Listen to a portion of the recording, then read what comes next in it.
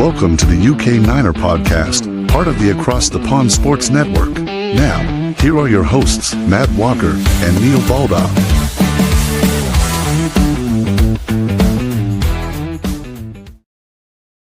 What's up, everybody? We're back once again. It's another week, and we are coming at you for episode 7 of the UK Niner Podcast. I'm Matt Walker, and joined as ever by my best man, my best mate, my buddy, my G. What's up, Neil? Wow. A bit much. How's it going, mate? Yeah, all good. All good. 7 already, man. I love it. I think we've got a good one today as well. Some interesting stuff. So, do you want to do the quick rundown, what we're doing? Yeah, absolutely. I mean, obviously, if you're available, if you can, we're on all the usual channels on YouTube, on Spotify, on Apple Podcasts, on Instagram as well. Just scrolling along the bottom of the screen there, we've got the addresses. So if you're watching it, then you've probably seen where we are already. But if not, if you're watching on one platform, get to another one, like, subscribe, hit the bell, whatever all that jazz is. Two old men talking Niners. We're not really sure what's going on, but we're loving doing it. And any support will be really, really helpful. So yeah, let's go then. So normal procedure, you can see the game day lineup down the middle there. We've got the first quarter, second quarter, halftime, third quarter, and fourth quarter. We kick off with some Niner nuggets, what's been going on around the league and in Niner land this week. Then big news, the Myles Garrett trade from Cleveland to the Rams and the impact that's going to have on the Niners. Another halftime quiz coming up. Neil's got something for me with the release of the new Madden cover this week. We're going to have a look at he's going to blind rank, or ask me to blind rank the top 5 victims of the Madden curse. Can't wait for that. We're going to have a look at our 80th anniversary segment, as we always do. And this time, have a look at the home of the Niners and how that's developed over the decades, all the way back from Kezar to where we currently are in Levi's. And then finally, on our roster breakdown this week, it's the turn of the running backs. So loads to come. Let's get to it. First quarter.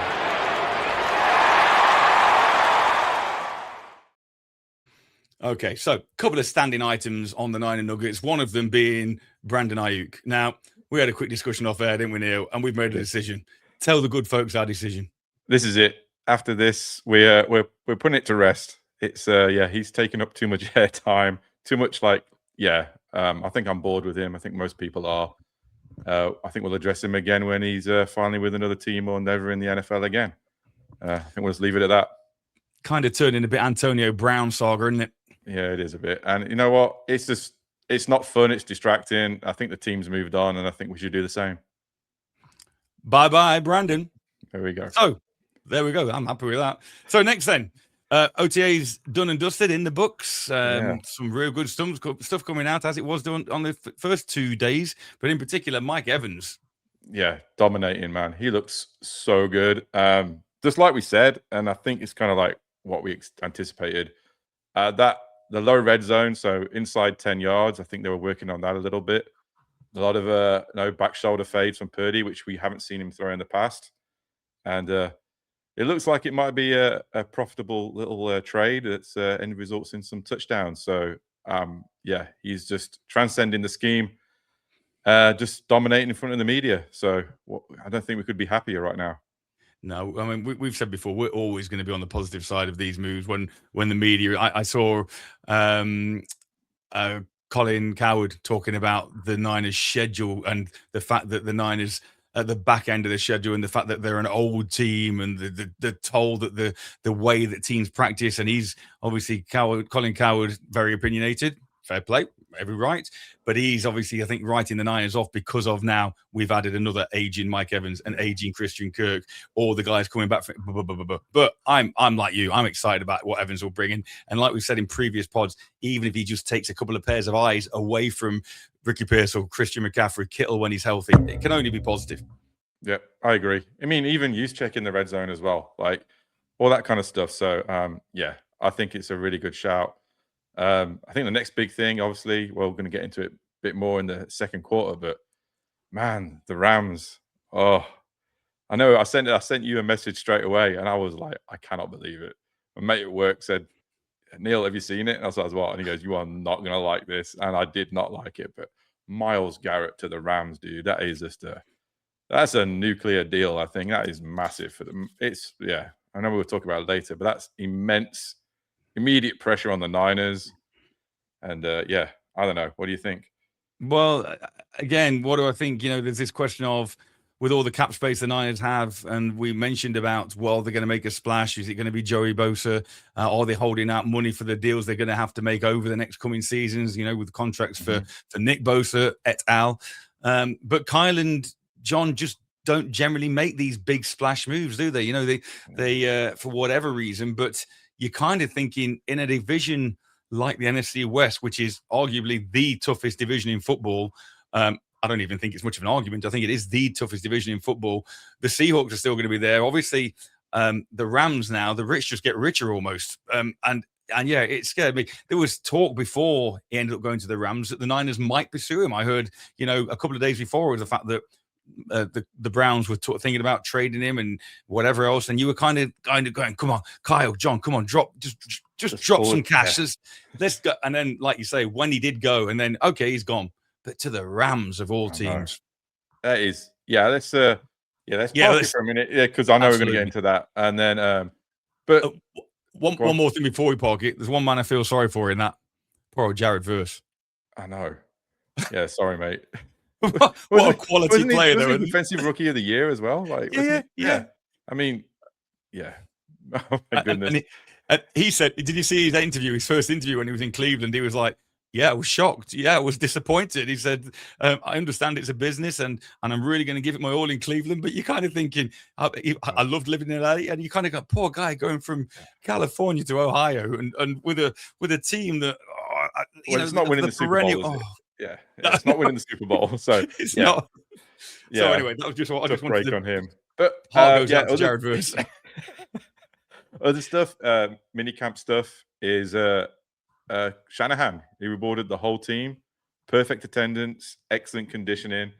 So cancelled the upcoming mandatory minicamp.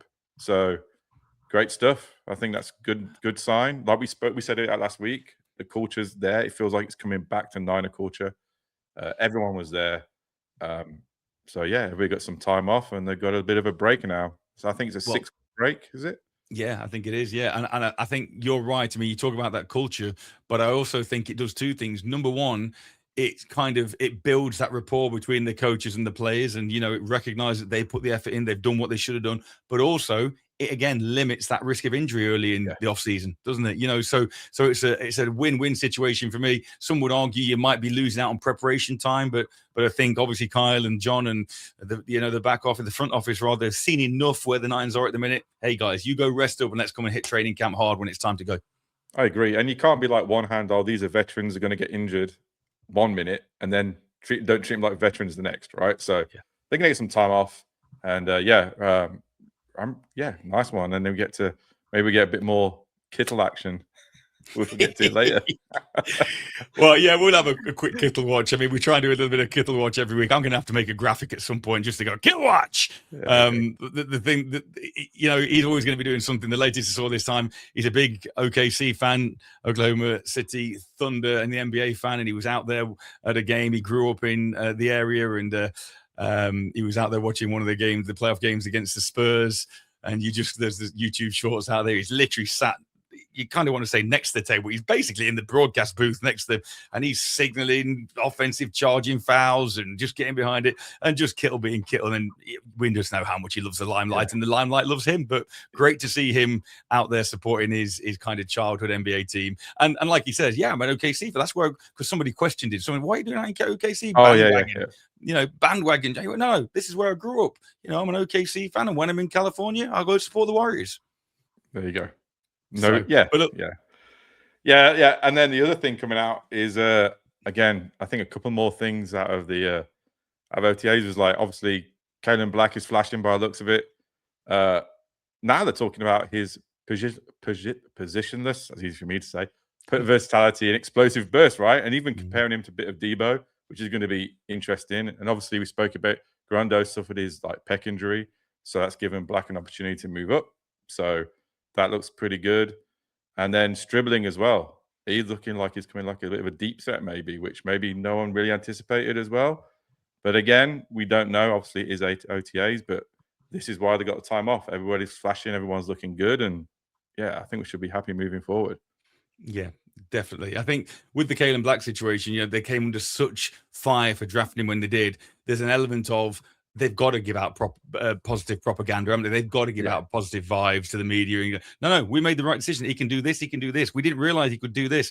We've now got him flashing doing this, like you say. So, but at the same time, I know that certain beat writers report, and that they get to see what's going on in OTAs, and even some of the most negative guys have said, in terms of, I mentioned Grant Cohen last week, but he came out who's done, OTAs good, bad, and ugly, whatever, and Kalen Black was on the good list with Grant Cohen, and it takes some to get on it that does. list with him. Yeah, he can be the most. He's a harsher critic than most, and kind of recognize him for that. So yeah, if you're doing well if you're on his good list. But yeah, like we said, I think there may have been a little bit of a reach just of where they were, but it looks like the talent might be warranted now. So, and I think even a few other teams came out saying they had Black that high as well. So Yeah. good stuff. And then the only other thing that I thought was of interest is a little bit of a shake-up on the front office. So Kwesi Adofo-Mensah, so he was back with the team 2013 to 2019. Then he went to the Vikings as general manager, and then basically he got fired, and then we brought him back, right? I think the only interesting thing here is though, he got some good veterans into Minnesota, but he let Sam Darnold go, so he's the reason. So that the Seahawks have him, but he's great at analytics. I think he's going to be a good addition to the front office, and he might want to right that wrong against a division rival. So that should be pretty good as well. So we'll see how that goes. That's cool. And I always think, you think of it, whether it's a player, whether it's front office, back office, coach, whatever it is, they might not have been great in one particular situation, but bring them into a different environment where the structure's slightly different, maybe even the culture's slightly different, like we talked about so much, and they can turn things around real quick. So, I'm all for sort of giving guys a second chance. And actually, again, not necessarily jumping on the bandwagon of all the negativity from the media.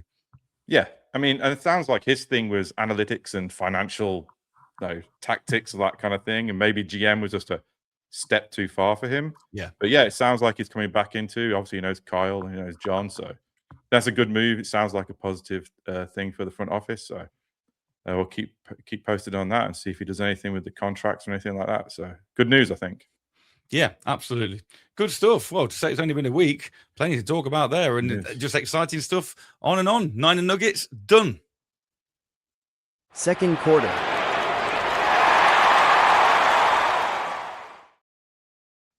So this is the big one then. Like you say, I mean, you brought this up as a talking point and a worthy topic to talk about in a segment, and I think you're absolutely right. That blockbuster trade then.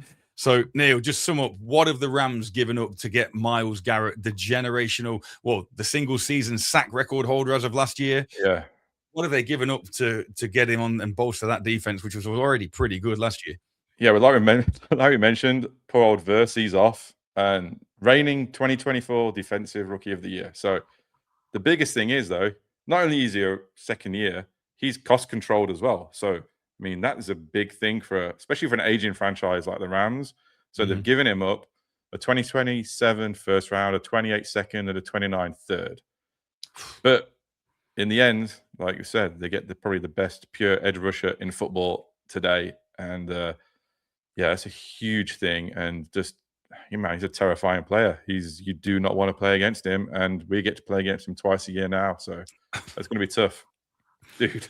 Well, I mean, in one regard, it's going to be tough. But on the other regard, seeing Trent Williams going against Myles Garrett twice a year, best on best, you could argue that Williams is past his best now. But it's going to be really interesting. And I mean, maybe Trent Williams came out this week. That was something else we should have put in Niner Nuggets, which he came out and saying the end of his 2027 contract is more than likely going to be him retiring, not going anywhere else. But that's he's hanging up his cleats at the end of that season. So, a 38-year-old Trent Williams now going against the single season sack leader for the next, like you say, twice a year for potentially 2 years, that could shorten his career considerably.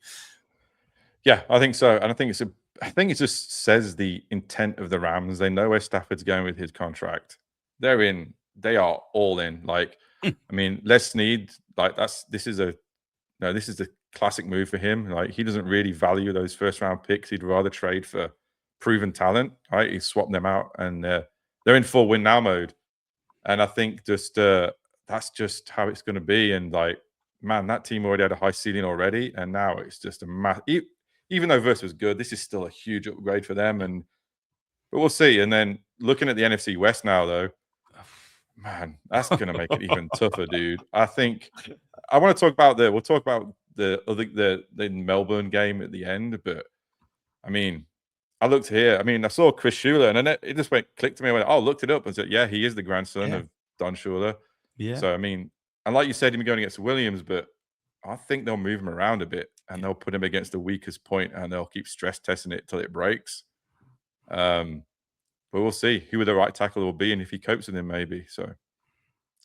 I mean, it tells you all you need to know about this guy as well. You know, like you say, he picked up his second Defensive Player of the Year award last year, 23 single-season sacks to set the record with the Cleveland Browns. You know, it's not like he was on a juggernaut team who'd got another bookend DN the other side of him who were taking the attention away. Myles Garrett did all those accolades, all those awards, all those stats. He did that all on his own, pretty much. He did. He's so good. And yeah, I mean, can't forget, we have one in our own, right? We have Bosa there as well. So, I mean, but it's just adding it onto that defense is huge. We do have Bosa on his own, but look how he's struggled when we haven't got anybody to sort of balance him on the other side. You know, you get the double team, and you still, give me Myles Garrett last year was double teamed, he was triple teamed. They got running back sort of chip blocking him, and he was still making a difference. He was still getting to the quarterback, still making tackles in the backfield. So yeah, you're right. We do have Nick Bosa, but it's always been there. Who's going to balance Nick Bosa out to make Nick Bosa even more effective? Myles Garrett doesn't need that. Yeah, and then what happens when he starts taking away? Like we have to leave Kittle in there or Juszczyk in there, and just take away some of that pre-snap motion and so that kind of thing. So, yeah, I mean, Carl's going to have he's going to have a tough day against that. But I mean, it turns the NFC West. I put it in here. I think it's going to turn it into a bloodbath, dude. I don't know. You're right. I mean, I agree. And I know we did this season prediction earlier, and I'll flip back and I think it's up in the air again. I have no idea. And that's why I'd like to come back to the Melbourne game now, because this is no longer a international gimmick kind of game now. But then bringing him on, this is a must win for both teams. They can't trade for him and lose. And then we can't lose with that kind of player on that team and give up ground straight away in week 1 of the season where it's looking. So this is a tone setter from day one, and the fact it's going to be on a global stage in Australia is wild. We'll see. You put there at the end, a win. I mean, yeah, for us, a win. If we can win that week 1, it kind of validates our Super Bowl window is still open. Yeah. While that loss, like you say, and I still think a loss there, and I mentioned this, going back to those softer games against the Dolphins and the Cards, I still think they then become more difficult with a loss in week 1. Mm-hmm. And psychologically, it's that loss in week 1 and Myles Garrett, and you're going to see him again. I totally agree with you. It's just thrown that NFC West, well, not into disarray, because I think it already was. I mean, I still, as passionate as I am as a Niner faithful, I still see us as the 3rd best team in the NFC West at the moment, even with the Seahawks losses this season, with Kenneth Walker going amongst others.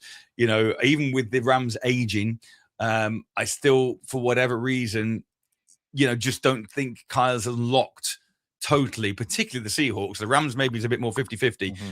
Now, this addition puts the Rams kind of, I think, with the edge over us into 3rd place. Yeah, I kind of agree. I think this is now a race to get into the playoffs. However you get there, doesn't matter. Win the division wild card, I'll take it. And then just classic, win on any day. But yeah, we'll see how it goes, but the Rams certainly do feel like they've elevated themselves a little higher. So the question now is then, we talked about whether Kyle or John were going to bring anybody else in and make a splash and get another DN to support Bosa before this Myles Garrett trade happened. Do you think that's now a more pressing issue, or do Kyle and John say, no, we had the plan, we've got the people in the building that we want, we're not going to react to this with a knee-jerk reaction and bring somebody in just to try and counter this Myles Garrett situation? Yeah, that's a great question, and it's something I've been pondering as well. Is like, do we try and keep up with them, or are we settled into like we've got to? Because clearly now they're in a 1-year plan, as far as I'm concerned. They're going for it this year, maybe next year. I don't know. We'll see what the contracts are doing. But maybe Kyle, they're looking 2, 3, 4, 5 years ahead. Like you said, we've got the money, but I mean, it would be nice to bring someone in and just, you don't want to give up a year. That's the thing. You can't waste Warner's talent, right? You can't waste Trent Williams, who spoke about him. Juszczyk's aging out. So we can't afford to waste that talent with our window just to watch the Rams go and try and win another one. So no, and this is the thing. You talk about the Rams aging. You know, we, as optimistic as we are in the same boat. We are in that same. I personally think this is possibly the last. I think this season is going to be a stretch to win it because of we don't know what Bosa is going to be like coming back. We don't know what Kittle is going to be like coming back. Fred looks great. You know, Raheem Morris has already said in OTA he's never been around anybody like Fred Warner. The energy, the professionalism, and he looks like he's almost back to full speed now. But till you put pads on, you don't know how that's going to be. So I almost feel like this is a kind of win or bust situation almost for us. While the Seahawks are still really young as well and still developing, and Mike McDonald up there, still a young head coach and figuring things out still on the back of a Super Bowl win. Yeah, you're quite right. I don't think we can afford to kind of go, well, we'll keep building for 2 or 3 years down the line, because 2 or 3 years down the line, our big guns, they are going to be past it. So therefore, maybe we do need to. I mean, Nick Bosa again this week, another 9 nugget we should have maybe brought up. He was asked about his brother, wasn't he? Did you see that? Asked about his brother. Yeah. How's your brother talking about football and where is he? I don't think he's bothered. He's working on his golf game at the moment. Now, whether, again, that's just to play things down or whatever, but I don't know. I think we've lost ground. And I think with the aging team that we've got, if we don't make some sort of move, even if it's just to bring a little bit more energy into the building and bring that back amongst the culture and just say, look, guys, the Rams have done this. We're as serious as the Rams, and we're going to add this key chess piece to show them that show you guys that we're as serious this year as the Rams are. I don't know. It's a tough one. It is. It's tough, and it's all based. Most of it's going to be based around money, right? At this point of the thing. So we'll see. We'll just have to just hope. I mean, obviously, as fans, we hope there's a big splash. I mean, I don't know what the ends are out there other than that. So we'll see. Maybe there is a trade. We'll see. But I think the stat. I cannot wait now, though, dude. I cannot wait for that first game. It is going to be so good. Or it could be terrible, but it could be amazing, right? Let's face it. It gives us something to really look forward to and get our teeth into for the next few months. And I think we'll be just looking for things anywhere we can, just to give us hope and just like, is it this? But you never know what's going to happen. So that's the beauty of it, right? That's why we watch this game and love this game. It is, and with all due respect, again, I'm pretty sure a couple of years back, the Chiefs lost the first game of the season. They went on to win it all. The Seahawks lost the first game of the season to us last year. They went on to win it all. So as much as it is a huge game in the context of when it occurs and opening day, you know that an NFL team in week 1 is not the same NFL team that they are in week 10 and week 15. Right. You know, so as much as yes, it will be a tough loss to take, a bitter pill to swallow. It isn't the end of the world losing in week 1 like it might be losing to the Rams in week 16.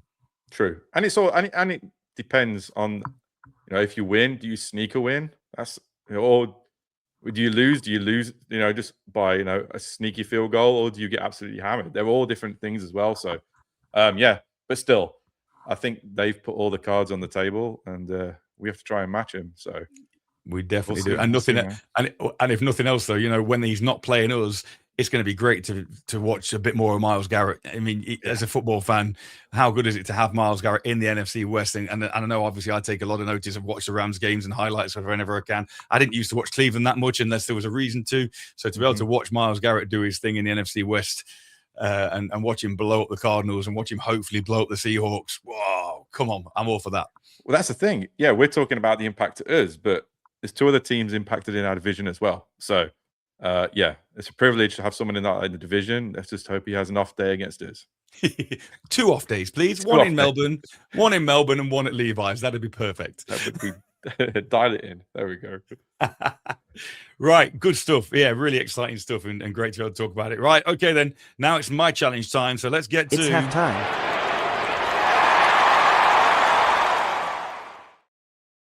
So then, unless you've been living under a rock, it's Madden time. The Madden NFL cover athlete has been released this week, and it's the Chicago Bears prolific quarterback, Caleb Williams. Brilliant. Did you see them how they recreated that play? And you see the media sort of footage in the studio. And it's so good. And in the cover, if the cover, I think it is going to be the old Jumpman kind of like, style. Yeah. So, yeah, I mean, congrats to him. But it. I think every football fan knows it, is whenever there's a new cover athlete, it's like, is there the curse? And is there isn't? Maybe there is, maybe there isn't. I probably isn't really, but it's still fun to talk about. But today I thought I'll look at I pulled out the 5 most impacted. You'll know them all. And then okay, cool. and then you just need to rank them, buddy, in the usual style of just just to see what you think. Let's do it. I'm looking forward to it. Okay, so what I'll do is I'll give you the name, and then I'll just go through like why they became. Actually, I'll go. Yeah, why they became the cover athlete for that, for that year. Yeah, and then what happened, and then you can just like rank them and see where it goes. All right, cool. So we'll go back to Madden 12. I mean, the old man. It was Peyton Hillis. Remember him? Oh, I do. The Cleveland running back. So he was the. This is a fan vote apparently, but during that season he had 1,177 yards and 11 touchdowns for the Browns, and he won the fan vote over Rodgers and Vic. So that's how he got on. That's how he got on there, right? Okay. And then he's arguably the poster child for how weird this curse went, right? Because in 2011, he went multiple hamstring injuries, and then he got strep throat. He only got 587 yards and basically just disappeared from the NFL.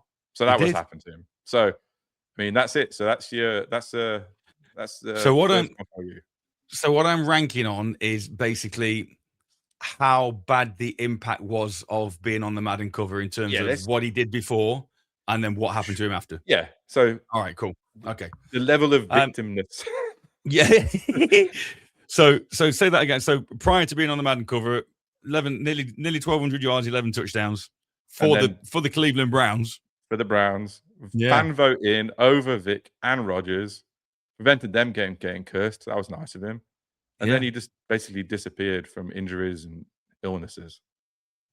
In the following year, during the season, he was the Madden cover. Yeah. Well, I mean, he's very much a classic kind of. Yeah, he did just fall off the planet. So I'm going to be, if we're talking 5, I'm going to be kind of going, because, if there is anybody still watching what we do out here, it may be, there maybe not. But if there is anybody, I bet there are some people younger than us who are going, Peyton who? Yeah. Who won't have even heard of it. How long was his career? Do you know? How long was he actually in the NFL? I don't even know, mate. I didn't really look that up. But okay. Okay. So let's go. I'm going to put him then. I'm going to be real middle of the road for the first one. Let's go 3 for him. Okay. Sounds good. Because I can imagine there are worse people from what I'm thinking of. Yeah, but I don't want to put him too low. So we'll go 3. Sounds good. Next one. Okay. Dante Culpepper. Remember him? Minnesota Vikings quarterback. There we go. This is Madden 02, man. We're talking way back. This curse has been going on for a while, believe it or not. Oh, yeah. But, man, in 2000, so you're looking, let's be right. He threw for nearly 4,000 yards, rushed for nearly 500, and scored 40 total touchdowns, dude. This guy was on fire. And then he got on the cover, and then 01, the wheels completely fell off. He struggled through the first half of the year, missing the final 5 weeks of a knee injury, 14 passing touchdowns, 13 interceptions, and the Vikings collapsed to 5-11. So he went from basically the number 1 to injured and Vikings missing the playoffs. So I'm probably going to ask you questions and I don't expect you to have done loads of research, but I'm probably going to ask you questions. How much did the roster change between? Yeah, I didn't really go into the roster changes, but this is more just about him. And I think it's more about a lot of these people, it seems to be the curse is around them getting injured. Yes. Right? Yeah. That's the crazy thing. And obviously, like a little bit like that is like, usually these players are explosive players who got a lot of touches. So soft tissue injuries are probably more likely the year after anyway. So that's always something that you always say, oh, yeah, it's not really, it's just a bit of fun. But for this guy, he had a knee injury. So Culpepper. 4. Okay. I've got a feeling there's going to be somebody who's probably a little less, but I'm holding out for a couple of big time blowouts. Okay. This guy here, he local to my neck of the woods, Sean Alexander. Oh man, Yeah, remember him? yeah. He had one Bruising running back. Amazing. He was until he got on the cover of Madden. And then one of the greatest running back seasons ever in NFL history. 1,880 yards, 28 touchdowns, Wow. and took them to a Super Bowl, right? And then They gets lost on it, the though, didn't they? cover. Yeah. Yeah, good. It's on the I just want cover. to, Seahawks Just wanna make fans, sure. Seahawks fans, you lost it. You lost. How many Well, you it won, was- Seahawks fans? Shh. Sorry, my bad. I'm just sorry. What year was this? 07. All right. So remember, Okay. it all comes off weird seasons, right? So then, but then basically he comes in week 3, he breaks his foot, and I've only missed one start in the previous 64 games, and then he never topped 1,000 yards again. That was it. So Madden derailed his career. So yeah, I mean, to go from one of the greatest seasons ever for a running back to never breaking 1,000 again is crazy. Yeah, and I think that's one of the ones that I was looking for, where the curse actually results, like you said, in an injury, that then takes him out of the game, and then that actually reduces his production and his productivity. So I'm going with Alexander. I'm going on 2 straight away with Sean Alexander. Okay. Sounds good. Because I think that for me, the curse is all about if something's cursed, somebody's out. Somebody actually physically affects you. Yeah. They kind of All right, Yeah. cool. Okay. So I've got 1 and 5 left. We got okay. Oh, gee. Okay, you got some good ones here. Okay, this one here, Michael Vick, Madden 04. Yep. Okay. Back then, I don't think there's a lot of people probably listening who never played Madden 04, but I still remember Madden 04 I because do you too. played with Mike Vick. You just win. Yeah. He was the OP computer game sports character ever in the history of sports video games. It was wild. When you talk cheat code, he invented the term cheat code. It was him. And I don't think people may know that, but that's just crazy. He was like, it was just like anywhere on the field. It's either a pass or a run, touchdown, game over. Thank you very much. Just days after the game was released, he fractured his right fibula in a meaningless preseason game against the Ravens, and then missed the first 11 games of that season, basically tanking the Falcons for the rest of the year. So he went from being cheat code to nothing days after the game was released. 1 or 5. That's a tough one.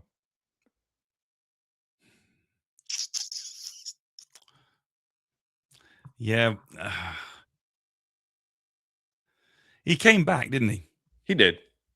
He came back, and I think he was productive again, in obviously in later years, because obviously he moved from the Falcons. Did he go Eagles?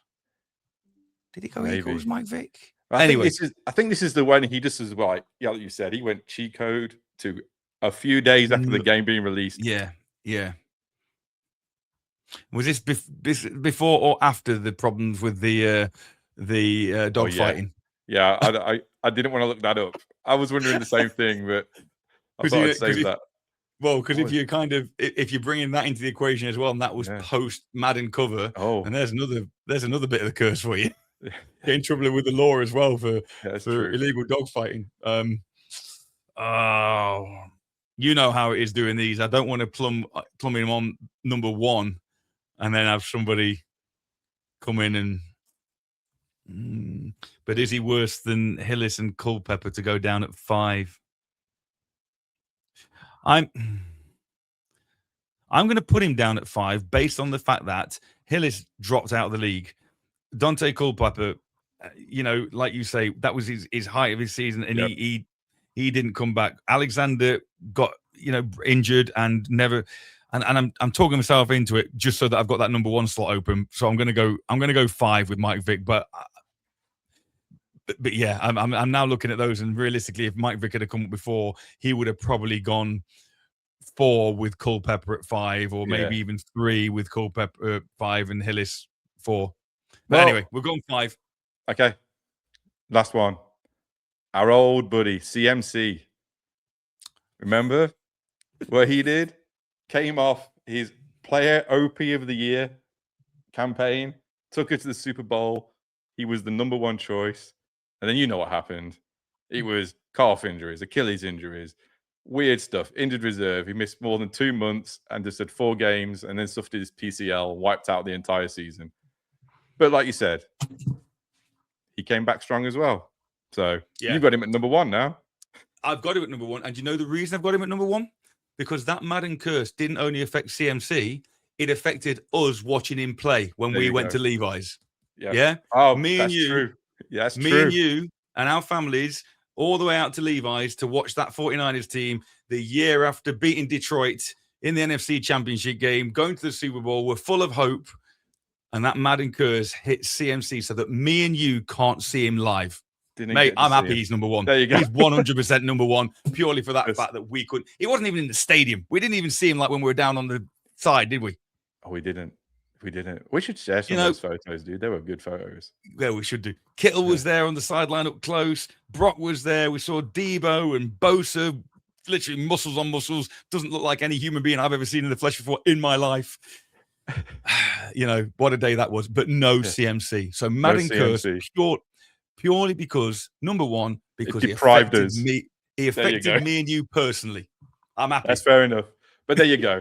That's the Madden curse. And it's so funny how this thing comes around every year. And I thought, hey, we'll have a bit of fun with it and see who is like a blind ranking. But looking back at some of these players, dude, man, you had to. There we go. And then Caleb now this year, man. Let's hope he doesn't get injured, because I like Caleb Williams a lot. He brings a lot of fun to the game. And my buddy is a big Bears fan. So I think it's a good job, man. I kind of liked it. I think who did you have number 2? I had Sean Alexander at 2. Yeah. Partly because of that initial injury, and like you say, because he came off such a great season. I genuinely, I'm taking the mick a little bit, but I am happy with the CMC at 1 because I'm being selfish. It did affect us. The others I may well have changed a little bit more because, like you say, Mike Vick, it was just days after the cover, so maybe Vick was at 2, and then I maybe go Alexander, Hillis, Culpepper that way. But yeah, when you blind ranking anything, it's always it's fun. That's why it's fun. It is. But I think with the Madden curse itself, though, as well. More often when you look at who has been on the cover, if there's kind of how old is Madden now? It's what is it? We've had Madden 25 way back, haven't we? So it must be 30 odd years old at least. Let's say there's 30 athletes. Okay, a good sort of 60-70% of them have had issues after being on the cover. Sure. So it's worth talking about, even if a curse is theoretically nonsense.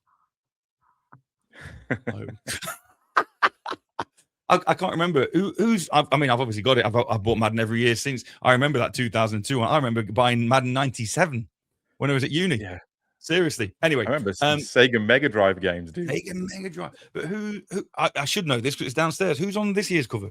Oh, it's Saquon, isn't it?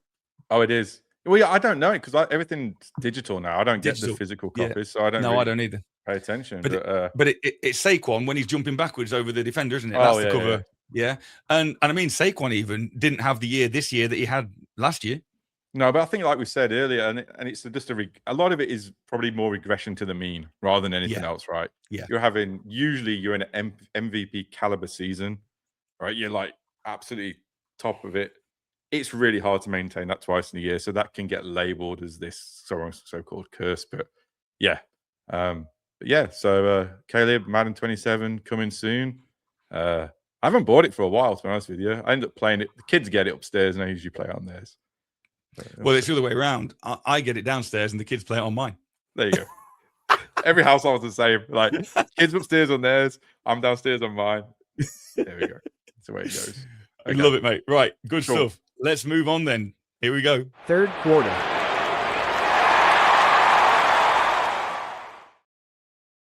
Third quarter then. Time for a little bit of nostalgia again in our latest episode of the 80th anniversary. And we're looking back this time at where the 49ers have called home since the 1946 season. So 80 years.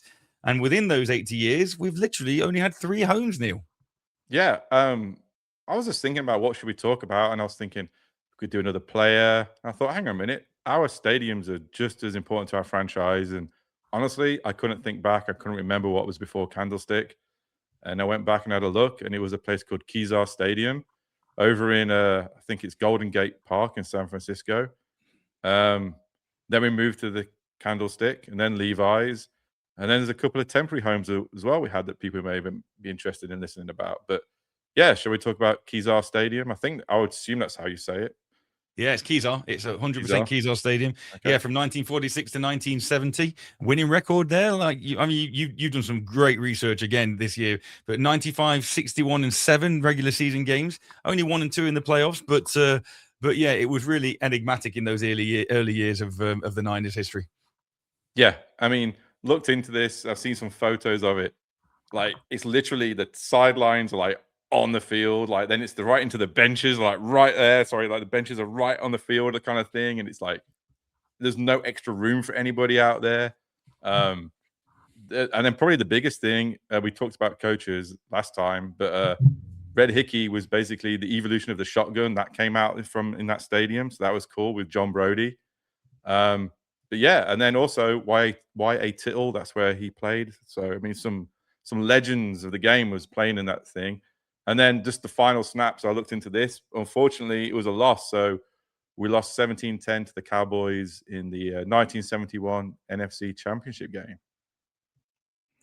Yeah, absolutely. And that is a devastating loss, losing the championship game, but even more devastating when it's to our arch rival Cowboys.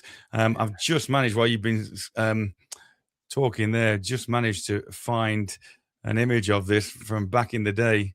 Let me just throw this up here very quick because, like you say, it's still there today. It's still in Golden Gate Park. I'm not quite sure what it's used for, but here it is. It looked kind of, it was like maybe college or like athletics, that kind of thing. I think it's more of the athletics track now, but yeah, there it is. I mean, yeah, wow. Absolutely brilliant. And like you say, really important to think about the heritage. In fact, this, by the looks of things, well, that might be somewhere different. That's a different Kezar Stadium. So yeah, we'll leave it with that. But it is. That was the original home of the San Francisco 49ers. Yeah, back in the day. And I've also just found this, which is pretty amazing too, just to see the guys get rid of that and add this. See the guys actually playing and taking the sidelines in beautiful Technicolor. Have a look at this, Neil. Wow, there they are. Look at that. Not quite, and you can see like the old throwback uniforms there. It's and when we had the silver helmets as well. I don't know how well you can see that, but against the Packers, that might even be Bart Starr right there, number 15. I think it is. And I think number 73 on the left there, Leo Nomalini, one of our all-time greats. So yeah, good times at Kezar. Great stuff. And then so then we moved in 1970, the last game of the season, 1971, like you say, January in the NFC Championship game, out to Candlestick. And when you think of Candlestick, particularly if you're our generation, you know, Candlestick is synonymous with the 49ers, isn't it? It is. And yeah, did you ever go there? Did you get to see a game there ever? I fortunately did. Amanda and I went out there in 2003, December 2003. We saw Niners against the Seahawks, actually. Jeff Garcia, and I remember it really well. We ended up losing. The unfortunate thing is, anytime I've seen the Niners in America, the couple of times I've seen them, we've ended up losing. But hey, so maybe I'm the Niners curse when you talk about a Madden curse. But it was December 2003. Jeff Garcia, we had a receiver called Brandon Lloyd. Do you remember Brandon Lloyd? Yes. Absolute highlight reel receiver. And he made this ridiculous one-handed catch on the sideline, contorted his body, and it's still like in highlight packages there. Whenever I see it, I kind of go, I was there. I was that game. That's so cool. But it was I mean, they talk about San Francisco. There's a song, loads of different anthems made about Candlestick Park. And I think one of them kind of goes, we know it's old, we know it's cold, but we call it Candlestick and we call it home type thing. And it was very much that sort of, I mean, what 1971 till 2013, we inhabited it. That's a long time. And I think the biggest thing, whenever you look about it, when they talk about history, is just how much of a home field advantage it was. 206, 124 and 2, playoff record 20 and 7, so a winning record. But yeah, teams struggled to come in there. It was like a lot of swirling wind, struggled to throw deep. And and then obviously we spoke about it earlier, but that's where the Niners that we knew, that's where they grew up, right? So you're looking at Bill Walsh and all of the great memorable plays that were there.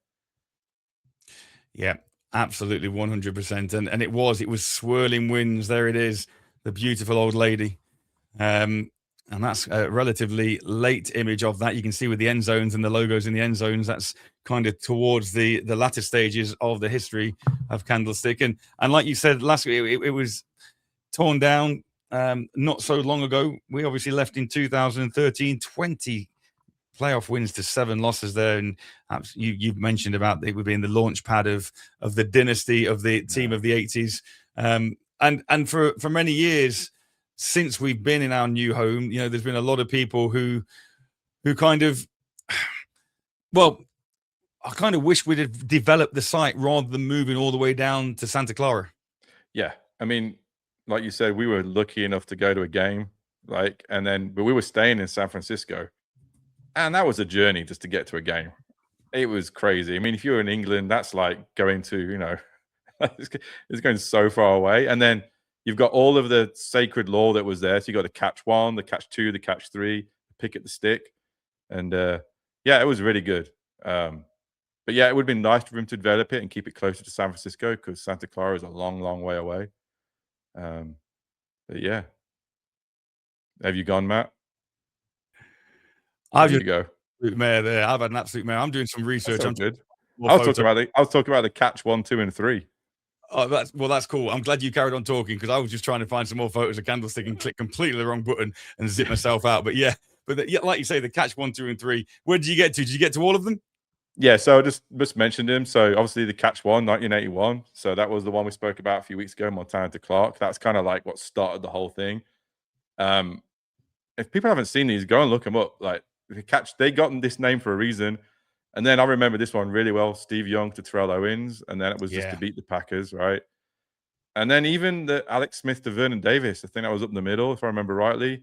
He just like plowed it through, and wow, what a just great game. And then obviously the pick at the stick, taking the name of the stadium into the name it with Navarro Bowman, like his pick 6 to close out the regular season. And I think it was 89-yard pick 6. I mean, wow. Against the Falcons. Yeah. That was some great memories. I never got to see a game there. I mean, most of the times I've seen the Niners are at local here to the Seahawks games. They're a lot easier for me to see them here. But yeah. And then the move to Levi's. You got anything else to say about Candlestick?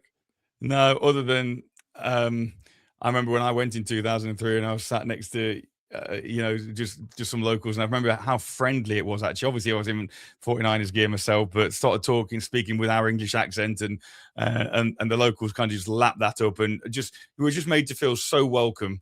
And I think that sort of global the global identity of the Niners at that time when we went in 2003 was nothing like it is now. But I just remember going there, and from somebody who'd been following the Niners since sort of 1984, 85, to get out there in 2003. And as cheesy as it might sound, it felt like I'd gone home. Very much like when we went to Levi's, but because I'd watched Candlestick so much in my formative years, my younger years, to actually be able to sit in Candlestick and look at the place where Dwight Clark made the catch and all the great playoff games prior to that, it really did feel like I was coming home. Yeah, so cool, man. Really cool. But yeah, then we off to Levi's, the current home. So there it is. We were there not long ago. 2014, moved in there. Not a great regular season record there, 49 and 46, but perfect playoff record, 6-0. So, but yeah, I mean, I've got stuff here like it's notoriously fast. It's the perfect playing surface, basically developed for Kyle Shanahan's offense. I mean, it's an amazing stadium. Just a little bit far out of the way, but everything other than that, it was one of the highlights of my my life was going there with you and the family. It was just amazing. Well, and the fact that we managed to get, obviously, we got a tour around the 49ers museum, and we Yeah. kind of bypassed the queues, which was lovely. And then we got down on the sideline, and we were literally up close, with those guys there. Had a little video made, didn't we, which got broadcast back here in England, which was super cool as well. That day will live with me long into my latter years. It really, really will. I'll say this on the QT, but up there with the birth of my children, honestly. There we go. up there with my wedding day. But hopefully no one's listening to me, and I'll tell my wife and kids not to watch this episode back. There you go. But equally, I'll be honest, when I first saw the stadium, you look at it there now, I kind of looked at it and thought, this doesn't look like a full stadium. It kind of looks incomplete, with the big gaps on the corner there on both sides. And with and obviously, I mean, it's been quite controversial, not only because of the distance away from the city of San Francisco itself, because again, I know for you guys in the States, distances don't mean quite as much as they do to us in the UK. But for us here in the UK, the distance from San Francisco to here, me being a Nottingham Forest fan here in the UK, I know you're a Forest fan out there, but it would be almost like me being a Coventry City or a Birmingham City fan. It's that sort of distance to get from one to another. But out in the States, obviously, distance doesn't mean quite as much.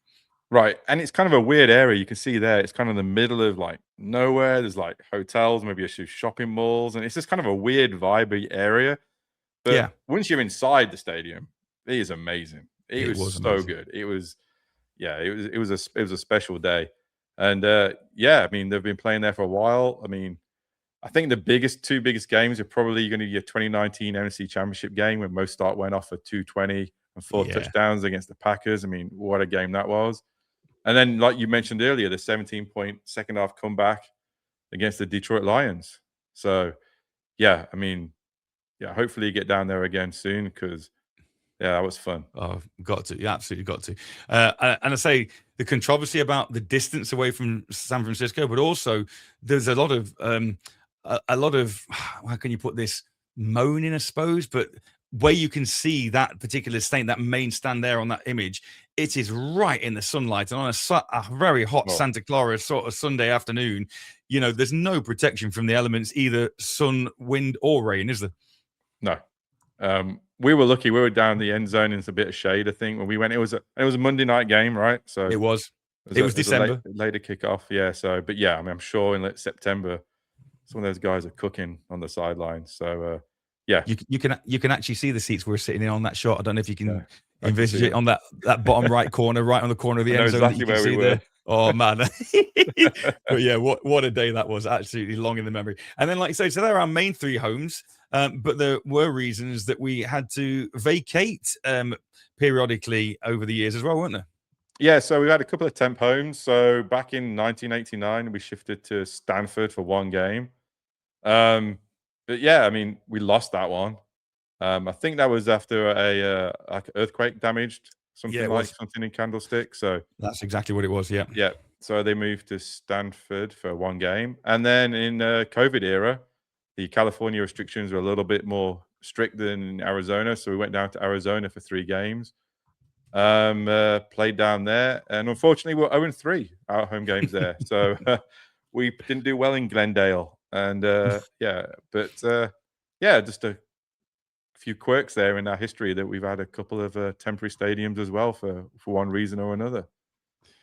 It's nice, and I suppose more than anything, that there are memories in all 3 stadiums for the earlier generations who saw the Niners born and develop in Kezar, and have that winning record. Like I said earlier, 95 wins, 61 losses, and 7 ties in Kezar. It doesn't compare to the record in Candlestick, obviously 206, as you said, 124 losses and 2 ties, and that playoff record just unbelievable, like a fortress in the playoffs. Candlestick was. The kind of almost 500 at the minute with Levi's, but all 3 stadiums have got those memories, the different eras, and will live long in the hearts of Niners fans all around the world. Yeah, and it's, I think it should be spoken like there's a lot of identity attached to these. I know in Seattle they talk about the Kingdom, and that got knocked down, and then obviously now with their current stadium and like Lemon Field, and it's like it really brings an identity to the city as well, and you can see how that's been developed. And but I think we should be proud of our current stadium, and let's go back. Let's go back because they're constantly developing it as well, aren't they? You know, it's in Always Silicon changing it. Valley. It's in Silicon Valley, and they love their tech down there. So I'm sure when we go back next time, it'll be relatively unrecognizable, and it won't be long. We'll get there again, 100%. There we go then. Right, let's move straight on to the fourth quarter. Fourth quarter.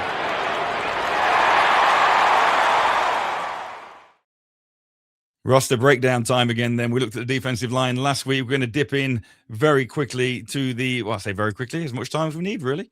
Time for the running backs. And this is a room that, you know, year on year, Kyle tends to find gems down the draft. And realistically, as much as you talk about Kyle being a quarterback whisperer, he's very much got a specific type of running back that fits that zone run scheme, doesn't he? And no-name quarterbacks, the Mosterts, the Matt Breeders of the past, just seem to flourish in his Kyle Shanahan system. Yeah, I mean, I was looking into that is like the style, the outside zone run, and the kind of running back you need. And McCaffrey fits it perfectly, right? You're looking for the gap. It's all about vision. You start making that one cut, going north-south, and if it's not there, you kind of bounce it back against the grain. Yeah, that's the kind of player you need. I think this year, obviously, you're looking at McCaffrey. Obviously, he's always going to be the centerpiece of this offense. But then the depth chart gets a little bit, we got Kalen Black now. It's probably made his way from his OTA performance up to number 2. Probably looking at Jordan James coming up at 3rd in the depth chart. Garendo, with obviously his injuries, probably dropped a little bit. And then there's a few Mims, Taylor, Julia, and Jefferson that I don't really know too much about, to be honest with you. But they're going to be getting there some practice reps. And then obviously you talk about the fullback, which is one of the teams to still use a fullback in Kyle Juszczyk. Yeah, absolutely. I out of all those, I really want Kalen Black to be the man, partly because of all the flack he's had and all the flack that Kyle and the front office have had. I really want him to be the man. But equally, I want to see what Jordan James has got. And there's so many people, we spoke about this, I think, a couple of weeks back, but so many people saying how good Jordan James looks now, having had a year in the system and looking sharper and looking fast. And yeah, Kalen Black offers what McCaffrey does, catching passes out of the backfield as well as running the rock between the tackles and, like you say, off tackles on that outside zone run scheme. But I think Jordan James is really interesting. It's very much similar when you talk about the receivers, and we're wanting to see Jordan Watkins, really coming to his own. Yeah. So the biggest thing for me, like we said in previous years, is making sure you manage Christian McCaffrey in the workload, because he's a stubborn guy. You can tell on the field he's a stubborn guy. He doesn't want to come off the field for one play, let alone a series or whatever. But the Niners, McCaffrey going into year 10, they've got to be sensible with him. And when you've got this, you've spent all this capital, this second round pick on Kalen Black, then you've got to utilize him. If you like him and he's performing him, you've seen him good in OTAs, and training camp comes around and he shows you flashes of what McCaffrey has as well, you've got to utilize those tools and take that pressure off McCaffrey. And as you say to Christian, right, we know you want to play. You are the centerpiece, but we want you to play for 4 or 5 more years rather than 2 more years. Yeah, you got to protect the gold standard that you really have. And honestly, I think the sky's the limit for this running back group, right? I mean, we don't know where Kalen Black and Jordan James are, but if they're anything approaching their potential, then, man, this could be the best running back room in the NFL. I really do believe it. You're just taking it past. I mean, McCaffrey is always going to have you in the top 5 just by his name alone and his talent, but you put Black and James in there as well. Yeah, really happy about it. Obviously, Juszczyk with all of his pre-snap motion, and he makes the offense tick. And honestly, best case, I think you produce another all-pro season out of McCaffrey, and Kalen Black translates his hype into just a really productive season for us, and he fits into the offense seamlessly. Yeah, I think it's really important in the modern NFL to have a 1-2 punch at running back as well. Yeah. You kind of think of the Detroit Lions a couple of years back with Jahmyr Gibbs and oh man. Anyway, they had that 1-2 punch. The guys. Well, here even in Seattle, they had Walker and Chardonnay, right? Yeah, there you go. Until we knocked out old Chardonnay, quite right. But you've got that 1-2 punch, and equally, it's sometimes really good to have that bruising back, and then the back who is the slashing runner who can catch passes out of the backfield. Now, the only issue for me in these two is that, like you said, McCaffrey and Kalen Black almost look like similar type players at opposite ends of their careers, whereby maybe your Jordan James is that shiftier back. Yeah. But apart from your Kyle Juszczyks, Patrick Taylor, maybe. I don't know very much about Jordan Mims, I'll be perfectly honest with you, but Patrick Taylor is more of a bruising kind of north and south runner. Yeah. And Isaac Guerrero was a bit more like that, a speedster, but kind of could run between the tackles. So you've got to, in my opinion, you've got 7 backs there. I'm not even sure, Neil, actually, we've recently signed Jamar Jefferson, but I've got a feeling he's been released again recently. As we picked up, because we picked up a cornerback from the Jets, I think, or a safety from the Jets, didn't we? I'm pretty sure. So I've got to, I might be wrong, but I've got a sneaky feeling in the back of my mind that he may have already gone. And he's gone. So if that is the case, we're now down to kind of 6 in that in the halfback room with Kyle at fullback. You just got to try, for me, and develop some sort of not only balance for Christian, but also this kind of this 1-2 punch of between the tackles, around the edges, catching out the backfield, and obviously trying to use 3 backs to do that. You're not going to get your backs into a rhythm during a game. So, but to have a stable of 2, where they know their role and they know what their situational backs and whatever else, with McCaffrey as that centerpiece, I think that's the important thing to try and for Kyle and the running back room and the running back coaches to get this identity of this is how we're going to be, rather than just running Christian into the floor. I agree. I think this is going to be closer to the 2023 group. So you're looking back a few years, but back then it was McCaffrey, Mitchell, and Mason. And no one who Mason was that year, remember? No one was like, who's this guy? And then he came and ran it, and he was a highlight for a few games. And I think that's where we'll go back to. I think we're getting back to what Kyle likes. Everybody thinks he's a passing guru, but he loves the run game probably more than anything, right? So, that outside zone sets up the play action pass, and he's going to run hard against it. The NFL's adapted to that. They'll roll safeties over now and that kind of thing. But as soon as they over pursue, they're going to look for that play action out there. So it's a huge thing. And I honestly think this is probably a real strong group for us. And anything with CMC, though, you got to be happy with, man. You got to be. As long as he stays healthy, you have. And like you said, Kyle's looking to run the ball 30 times a game. That's what he's looking to do, and then like most offensive do anyway, use that run to set up the pass and set up that play action pass. And we know Brock's really accurate, and his accuracy seems to have come on even further. And with the big targets of Striblin and Evans this year, that's going to help his accuracy as well, because he's not going to be as accurate. Just put it in an area, and those guys will go and get it. But then this all comes down to your running back sometimes are only as good as your offensive line. We know how quick in his prime, and Trent Williams was, memory of Trent pulling from the left side of the line to the other guy. In fact, they sent him in motion. Do you remember that? Yeah. They sent Trent Williams in motion, and then literally on the snap, he just annihilated some poor defensive end because he got a running start at him. So that offensive line have got to make sure that they're opening the gaps, because I think that was part of the issue last year, in that we got the backs, but for whatever reason, the lanes weren't there. That outside zone scheme just wasn't working because of the personnel we had on the offensive line. And that's then that worries me in terms of an area of the team we haven't, I don't think, upgraded as much as we could have done this year, is that offensive line. Yeah, because that's where the big runs come from, right? When your O-line gets to the second level and your receivers are taking care of the third level, that's when real big runs come. That's when you turn teams over with like a 50, 60-yard run, kills a game.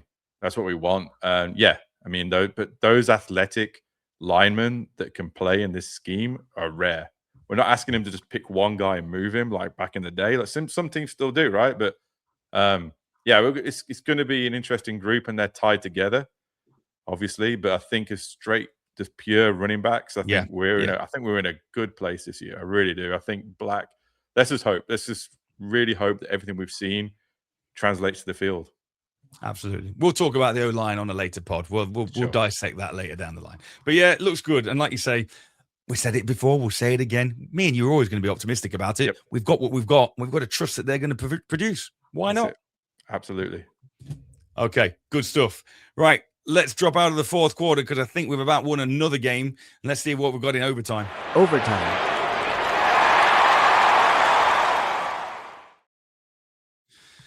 So then, you put a little bit of stuff on here about the Levi's Stadium slate and turf management and field kind of field conditions. Yeah, what was your thoughts on that? It's funny. It's just going. I don't know if anybody's heard. There's a small football tournament starting this week. It's You mean soccer? Soccer ball. Yeah, it's A soccer ball. it's kicking off. But no, I was sort of just like, what's the connections with the the Niners and the World Cup? So took a look. Obviously, there's been talk about it. Levi Stadium is going to host a few games. They've got 5 group games and a round of 32. I think they were hoping, with the amount of money apparently they spent on the turf and everything, they were like really hoping that they were going to get some like major games. But I think the West Coast, I think most of that stuff on the East Coast. But still, I mean, we'll see how it goes. We spoke on earlier about England yesterday. There's a lot of complaints from teams as well about the conditions and stuff. So hopefully Levi's gives a good surface for these games. And the World Cup's coming to Levi's, which is a crazy thing to say. I mean, who would have thought that a few years ago? Although, is it Levi's? Because obviously from the branding, that's right. Because I think, there are certain, I don't know. I mean, it was Raymond James Stadium that friendly was played last night between England and New Zealand. Yeah. But you look at like AT&T Stadium, and the AT&T's been taken down or covered up. And I think, go on. So we're going to be San Francisco Bay Area Stadium. We're going to be Seattle Field up here. As far as I remember, I think only one place, I think Vancouver, is the only stadium that kept their name. Well, I'm pretty sure the Mercedes-Benz Superdome has, or it's either, because isn't Atlantis Stadium, isn't the Georgia Dome a Mercedes-Benz? Oh, it might because I know the Louisiana Superdome is definitely, I'm pretty sure, is Mercedes. Anyway, there is one because of the actual size of the logo that's on there, and then the permanence of it, that they've allowed that to stay as it is. But pretty much everything else, they've had to take the corporate logos down, haven't they? Yeah, because I guess it's not, if you're not an official sponsor of FIFA, that you're not paying them money, you're not getting free advertising. Absolutely. Then the other thing that's kind of funny is like ties to the national. I was like, who's going to be doing this? And then I watched Parathi was talking. So I don't know if people know this, but the 49ers own Leeds United. So Leeds United plays in the Premier League. And Brendan Aronson, who plays for Leeds, he'll be playing for the US men's national team this year. So the Niners have a tie there. And then we spoke about Forest earlier.